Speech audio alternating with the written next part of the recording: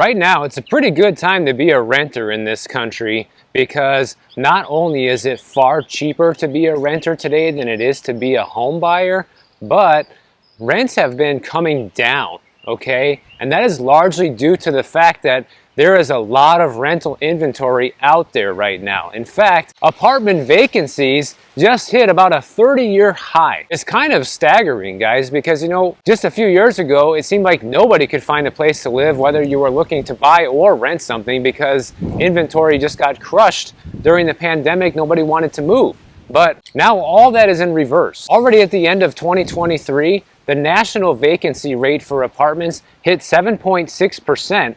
But in the first quarter of 2024, it rose even higher to 8%. And it looks like the days of the rent going up are going to be over for now, at least in a lot of places. Not everywhere, just like when we're talking about buying and with home prices, this can vary depending on where you live. But in general, it's safe to say that rent prices are inching down right now. And if you guys take a look at this chart here, going all the way back to the year 2000, this is by far the highest on record. The only time it even got close was 2008 when it hit 7.8%, which is what we just hit at the end of last year, guys. Now it has surpassed that to the 8% mark. And so that was 24 years ago that we haven't seen vacancies this high, and probably even further than that, because when you look at this chart here, it looks like the vacancies were pretty low around the year 2000 and the late 90s. We're looking at 30-year highs in vacancies right now, which is inevitably going to be pushing the rents down. It already has been. But then you might sit there and ask yourself, well,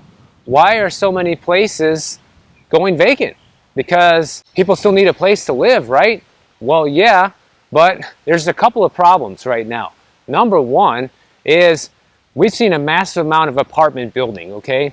There have been more multifamily units built in the past couple of years than we saw in like 50 years, guys. So we've seen a massive boom in the amount of apartments being built in general in this country. So that has greatly increased the inventory.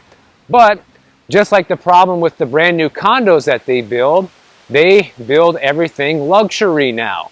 So it doesn't really help to have a whole lot of brand new units if nobody can afford to rent them. And that's kind of where we're at with this problem right now. And it's going to be interesting to see what these developers are going to do about it. They either have one of two choices. They can either lower the prices to what their clientele in the area can actually afford and get their units rented and not leave them vacant, or they're going to have to turn around and sell the units individually, like condos, or to another landlord willing to find some way to work it out. So there's not a whole lot of options for these buildings that have recently been built that are sitting empty right now. And the numbers don't lie, because this is exactly the story that these numbers tell. Because when you look at vacancy rates for 5-star apartments at the end of last year, that vacancy rate hit 10%, okay? And when you look at luxury class, it's expected to see 11% vacancy this quarter in 2024, which is nearly 4 points higher than the vacancy rate for mid-priced apartments. 4- and 5-star apartments have made up 70% of the new deliveries recently, which have been saturating the market and driving the double-digit vacancy rates for these high-end properties. So who on earth thought it was a good idea? So, oh yeah, let's just build all these brand new rentals that nobody can afford. They never thought about taking the demographic survey and really paying attention to if people can actually afford these rentals before building them, and now letting them sit there empty. I mean, it's upside down world. It makes no sense, guys. But I'm willing to bet part of the reason we saw this massive speculation is because of our zero interest rate policy that we had for the past 15 years or so. And it was just cheap to borrow money. So these investors like, yeah, let's take the chance. All this money's borrowed anyways. If it doesn't work out, we'll just default on the loan. That's what all the commercial real estate guys are doing right now. Oh, the property's not worth anything, give it back to the bank. So that could be another option as well. So while this isn't the greatest news for investors that bet on these luxury rentals, it is good news for tenants, guys, because now we're starting to really see the inventory ramp up for renters out there, which is going to continue driving the prices down. And if you want to find a good deal on a rental right now, your best bet would be to start with some of the cities that have the highest vacancy rates for these apartments. And here they are. Here's the top 10 cities, guys, for vacancy rates. Austin, Texas, 14.7% vacancy rate. They take the cake right now. Memphis, Tennessee, 14.2%. Jacksonville, Florida, 14% vacancy. Raleigh, North Carolina, 13%. Charlotte, North Carolina, 12.5%. Atlanta, Georgia, 12.4%. San Antonio, 11.9%. Orlando, Florida, 11.7%. Salt Lake City, Utah, 11.5%. And Nashville, Tennessee, 11.5%. And you can even see that top 10 list, even all the way at the bottom with Nashville, the vacancy rate's far higher than the national average at 8%, guys. 8% is the national average. Nashville's at 11.5%. Austin's at a whopping 14.7%.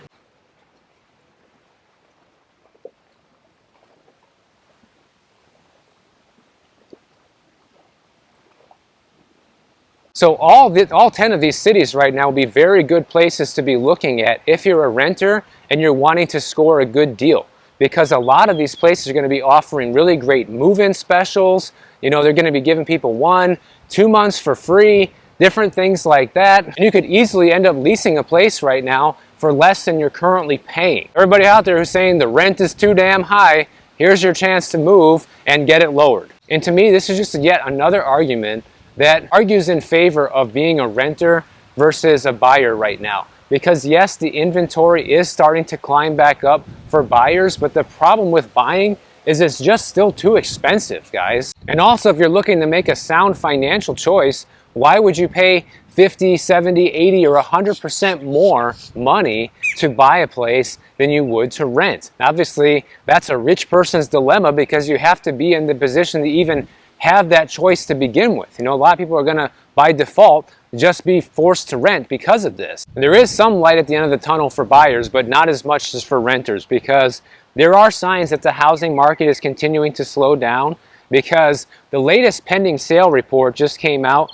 from the National Association of Realtors, and they like bragging how it went up 1.6% month over month in February, but then right after that, of course, they mention it at the bottom, and they say that pending home sales are actually down 7% year over year. So while there was a slight uptick in February month over month, still the number of people buying homes is down 7% year over year, guys. That's a pretty substantial drop. But they go on to say terms like, oh, pending home sales surged in the Midwest because it went up 10.6% from January to February. So a 1 month jump, 10.6% in the Midwest, the most affordable region in the whole country, by the way, is somehow supposed to be good news for the housing market. But in reality, it isn't, because when you look into the rest of the report, guys, almost nowhere else is seeing gains right now. Only the southern United States saw a 1.1% increase in pending home sales on a month-over-month basis, but the Northeast and the West are seeing decline still. In the Northeast, it went down 0.3%, and in the Western U.S., it went down 6.5%. So people are not buying in these places. You're just not seeing the activity right now. And I think this is just going to continue to be the story throughout 2024, guys. Like, we're supposed to be entering the big boom home buying season right now, and we're seeing pending home sales continue to go down. All right, and yeah, those are the February numbers. That might change in March and April and May moving forward, and I would expect that it would. We are starting to see more home sellers put their homes on the market as well, but it's still not enough to make a huge dent. When you look at Redfin's chart here on inventory, you can see it's been ticking up, and it's up about 3.6% year over year. So we are seeing the inventory rise at a very slow pace. And at the same time, we're seeing the pending home sales continue to go down. So that could be good news for home buyers in the distant future, guys. But until we see the inventory really explode, it's still going to keep homes very expensive for now. But eventually it's going to get better, because we're also seeing new construction continue to boom, okay? New construction starts actually jumped 10.7% in February, and building permits also rose 1.9%, and it's on an annual pace of about 1.5 million new homes right now. That's a lot of new houses being built at the moment. Here we have just a vacant piece of land for basically $1 million, which we don't see too often here since land is so scarce. They bought it back in 2016 for $380,000 and have been trying to flip it ever since and continually raise the price. Just last year they were asking $888,000, dropped it to $788,000, and now they're back up to $1 million. And this is a pretty small lot for that much money, but at least they're paying their property taxes at $7,600 a year. It's kind of hard to justify paying $1 million for a piece of land you still got to redevelop and put an entire house on when you can buy a house in this neighborhood for 1.2, 1.3 million and just move in. And also, if we look at the new home market, if that's any indicator of what's to come for the overall housing market, the prices have declined substantially, guys. I think they're down something like 18% from their peak in the middle of June 2022. So that is a substantial downfall in brand new home prices. But it's kind of hard to understand what's going on with the market when you see all these different numbers. Like you see Redfin saying inventory is up like 3.6% year over year. But then, according to the Department of Housing and Urban Development, they say that inventory is up 14.8% in February, guys, year over year. So I don't know. One thing I've seen from other YouTube channels that talk about real estate, there is a lot of shadow inventory out there, especially with new construction, of the amount of homes that are actually on the market available for sale, but you won't find in the inventory reports, which don't show up in the MLS. So basically, inventory right now is being underreported. So just like inflation, you can look at these numbers and say it's probably at least a few clicks higher than what we're being told right now. And that is good news for home buyers, but you're still paying a lot more money than you were a few years ago, and it's still a lot more expensive than renting in most cases, no matter which way you slice it. And they say that now is the time to be selling, guys, because according to Realtor.com, the buyer demand and sales pace from April 14th to April 20th for that week is the best time to sell for the entire year. Well, you better hurry up because that's right around the corner. You have less than a month to get your house on the market for sale and have it go under contract during that best week. And Realtor.com says that's the best time frame to get your home sold when you have lower chances of price reductions and less competition from other sellers. Realtor.com says there's all these different benefits to putting your home for sale right now. They say that you're going to get above average prices. They say you can get up to $34,000 more for your house this year if you get it sold during that time frame than you could just 1 year ago. I mean, give it a shot, guys. Put your house for sale. We need the inventory. They also say that there's above average buyer demand during this time. This week saw 18.4% more views per listing than the typical week. And in 2023, it was 22.8% higher than the typical week. They also say there's a faster market pace during this time because the inventory hasn't really ramped up yet, because usually we see the inventory levels peak. Hey, are you hungry? Yeah? I'm sorry, buddy. I don't have any food here. Now, they do say that home prices tend to peak later in the year, which is usually by the middle of the year. Typically by the end of June, that's when you see the peak levels for prices of the year. But so competition also increases because you have more people trying to sell at the same time. So basically they're trying to get everybody to list their house now and get ahead of the game. So let us all know if you're going to do that. Talk about timing the market, trying to sell a house within one specific week of the entire year. That sounds pretty tough. I don't even think I would attempt that if I was selling. Now, for everybody who doesn't believe that there are parts of the country where home prices are actually plummeting right now, all you got to do is take a look at this map, guys. So when you see this map, you can see that the red zones are areas where prices have been falling recently. And the bluer it is, and the darker blue it is, are areas where prices have actually been on the rise. So once again, this map really shows the visual story of the tale of two housing markets right now. And that's why you get some people in the comments saying, oh, there's no price reductions in my area, everything's still getting more expensive. And then on the other hand, you have people saying, well, home prices are down 10% where I live, and this map is the reason why. And yes, you can see that there's still way more blue than red. There's no disputing that, which means that in a lot of areas, prices are still up, which is why we're still seeing the median home price climb. But these red areas are starting to spread to more and more parts of the country, and you can see that by looking at the orange areas, which are basically just starting to go negative, okay?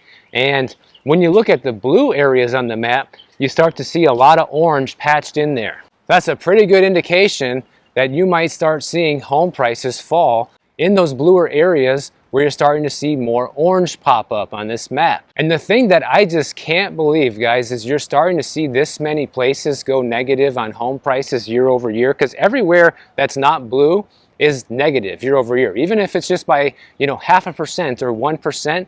And this is all happening still at a time when inventory is near record lows still. So I just can't help but imagine what's going to happen when we're not at inventory record lows anymore. What happens when we do get the surge of listings that is inevitably going to come? If it doesn't come this year or next year, it's going to come in 5 to 10 years from now, just from the silver tsunami. It's going to come at some point. It's just a matter of when, not if. And if you are going to be a home buyer today, you better be ready to pony up the dough, guys, because on top of your regular mortgage payment, on average, you're facing about an additional $18,000 a year in home expenses. When you take a look at this chart here, you can see utilities is the lion's share of it at over $5,300 a year, and these are just averages. Maintenance is usually about $4,400 a year. Improvements, $3,800 a year. Property taxes, $3,000 a year. Homeowners insurance, $1,500 a year. Well, I'm assuming that that one's going to get moved down the pyramid pretty soon, because homeowners insurance is exploding everywhere throughout the country right now. And as more and more people can't pay their bills, like we can see in this chart here, the credit card delinquencies and the auto loan delinquencies starting to rise at its highest level that we've seen since the last housing downturn, guys. And we all know how that turned out. So it's just a matter of time before this whole house of cards comes tumbling down. We just don't know exactly when. Nobody can put a date on it, but it is pending doom, okay? You want doom and gloom? Here you go. This housing market is doomed, eventually. And to show that all of this is getting even closer, apparently Canada is now in a recession, guys. So we already knew before that Germany, the UK, and Japan were in recession, but now they're saying Canada's in a recession, okay? Mortgage delinquencies in Canada went up 52.3% in the last quarter of 2023. In Ontario, Canada, it's much worse than that. The mortgage delinquency rates are up 135% year over year. That is massive, guys. And Canada has big problems when it comes to mortgages and the cost of housing there. It makes housing in the US look cheap. And their delinquency rates for other types of debt are also exploding. For non-mortgages, including credit cards, that went up 30% year over year. So it looks like we just might be the last ones to get really whacked over the side of the head with this recession, guys. And, I guess that's what's going to have to happen for most people to actually believe that it's happening, unfortunately. But now that recessionary times have reached North America, it's only going to be a matter of time before we start seeing figures like this here in the US, guys. There's no way that we're going to be the only country that comes out of all of this unscathed. It's not going to happen. The recession is literally at our doorstep. So if you guys enjoyed this video, make sure you subscribe to the channel. And if you don't want to wait for my next video to come out, check out this one on the screen right over here, and I'll see you in the next one.